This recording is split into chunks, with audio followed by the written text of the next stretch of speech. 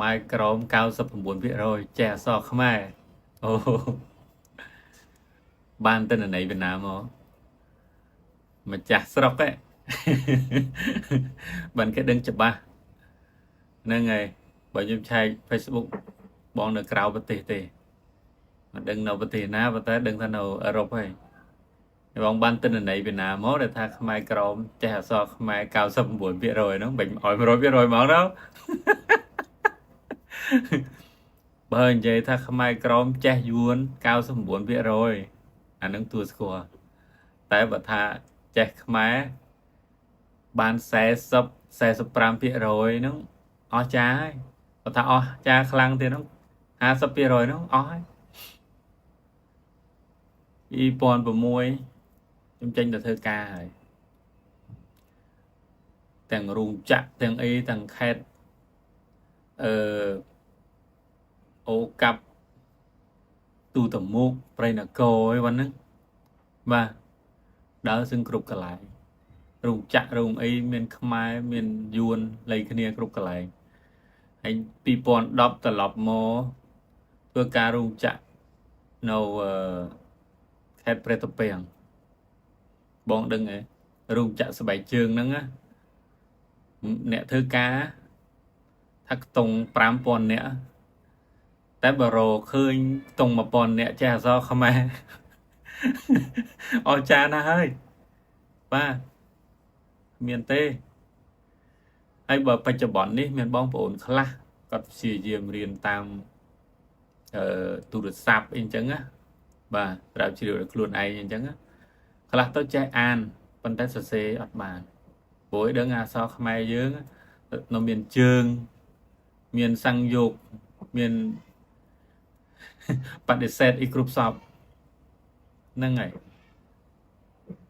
តែមើលទៅស្រួលមើលស្រួលអានដោយថាអ្នកដែលគេហៅថាព្យាយាមមែនទេណាអាចអានបានប៉ុន្តែបើថាឲ្យសរសេរពិបាកហ្នឹងហើយហើយបានសទេសពីណាមក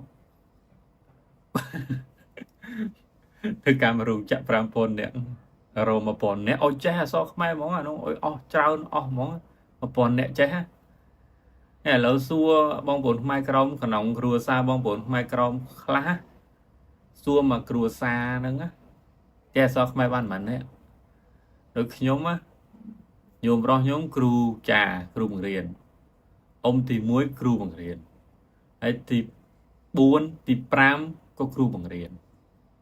សិតតែគ្រូបង្រៀនអក្សរសាស្ត្រខ្មែរបល័យសំស្ក្រឹតទាំងអស់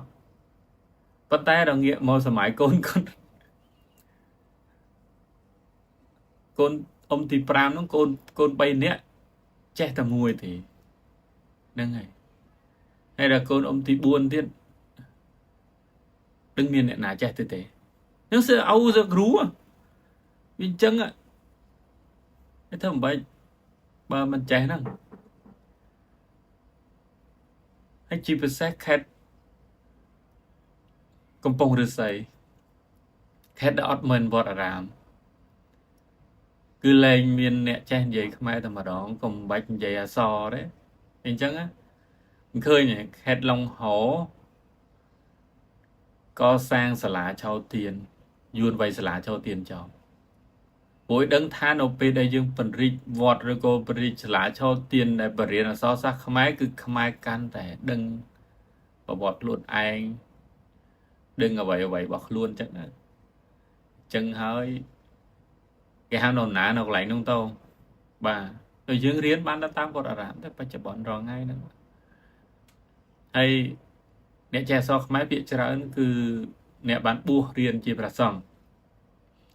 ចឹងស្រីក៏ចេះអក្សរខ្មែរបានតិចបាទតិចជាងហើយគ្រូបង្រៀនជាស្ត្រីក៏តិចដែរបាទឥឡូវនេះមានណាពីមុនសឹងតែក៏មានហ្មងមានដែរវាតិចតួចស្ដួយស្ដើងហើយយាយបច្ចុប្បន្ននេះទៅរៀនថនៅវត្តសរសេរអក្សរយួនទាំងអស់ណូម្ចាស់ស្រុកមិនគេដឹងហើយបងទៅដល់ណាដល់ណីមកបញ្ជាក់99%ហើយបងថាគេមិនឆ្លើយតប comment ខ្មែរកណ្ដាលហ្នឹងគឺគេមានតែផលពិបាកនោះពិបាកក្នុងកន្លែងវាមិនចេះហ្នឹងតបកន្លែងណាបាន អាមនុស្សចេះវាមានអីពិបាកតែអត់ចេះគឺពិបាកដងធម្មតាតែមនុស្សយើងតែមិនចេះគឺពិបាកហ្នឹងហើយបើចេះអត់មានអីពិបាកទេបាទអរគុណ